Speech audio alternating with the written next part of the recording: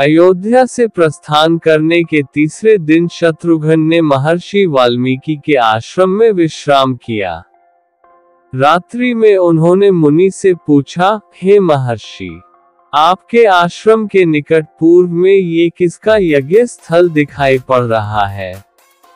महर्षि बोले, हे सौमित्र, ये यज्ञ स्थल तुम्हारे कुल के महान राजाओं ने बनवाया था। मैं उनके विषय में बताता हूँ। तुम्हारे कुल में सौदास नाम बड़े धार्मिक राजा हुए हैं।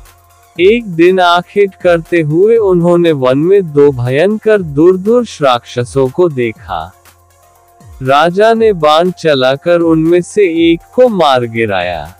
ये देखकर दूसरा राक्षस ये कहता हुआ अदृश्य हो गया कि हे पापी, तूने मेरे इस मित्र को निरपराध मारा है, अतः मैं इसका प्रतिशोध अवश्य लूंगा।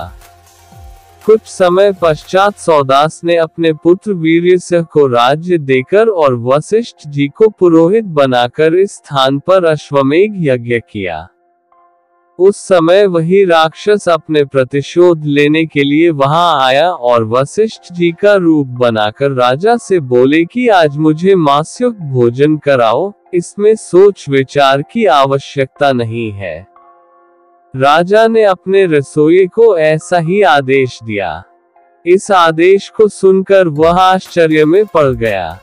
तभी वह राक्षस रसोइये के वेश में वहां उपस्थित हुआ और भोजन में मनुष्य का मांस मिलाकर राजा को दिया।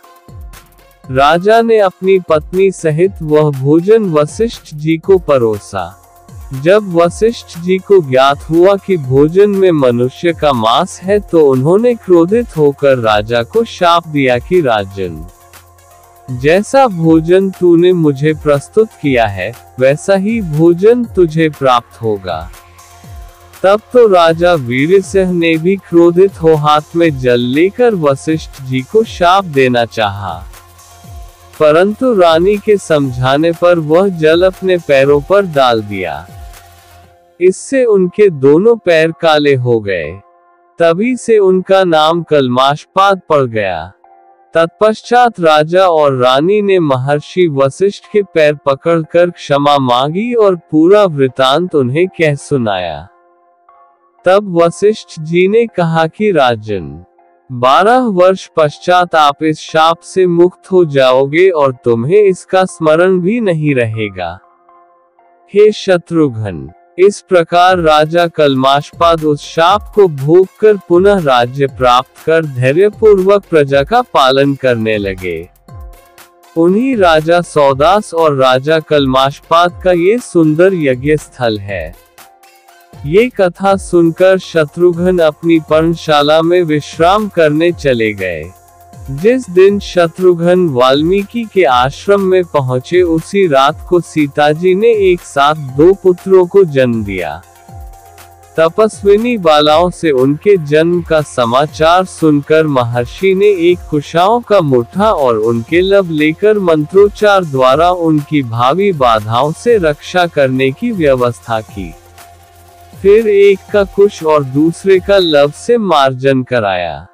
इस प्रकार बड़े बालक का नाम कुश और दूसरे का लव रखा गया।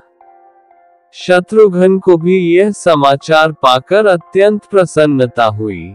अगले दिन प्रातःकाल सब कृत्यों से निवृत्त हो शत्रुघ्न मधुपुरी की ओर चल दिए।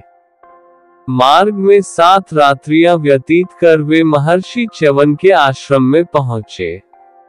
अयोध्या से प्रस्थान करने के तीसरे दिन शत्रुघ्न महर्षि वाल्मीकि के आश्रम में रुके और वहां उन्होंने महर्षि से एक यज्ञ स्थल के बारे में पूछा जो उनके कुल के राजाओं द्वारा बनाया गया था।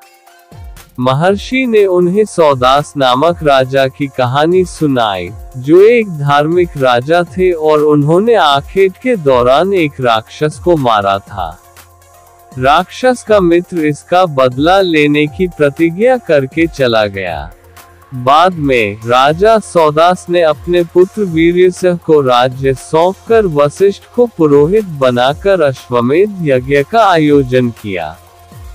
वही राक्षस वशिष्ठ का रूप धारण कर राजा से मांसयुक्त भोजन की मांग करता है। राजा के आदेश पर रसोइये के रूप में आए राक्षस ने भोजन में मानव मांस मिला दिया, जिससे वशिष्ठ क्रोधित हो गए और राजा को शाप दिया कि उसे ऐसा ही भोजन मिलेगा।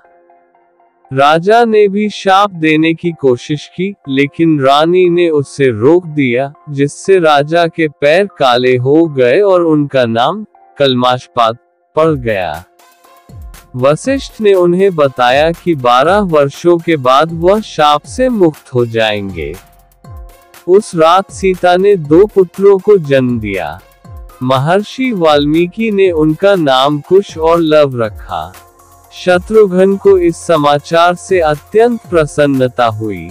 अगले दिन शत्रुघ्न मधुपुरी की ओर प्रस्थान कर गए और 7 दिन बाद महर्षि च्यवन के आश्रम में पहुंचे।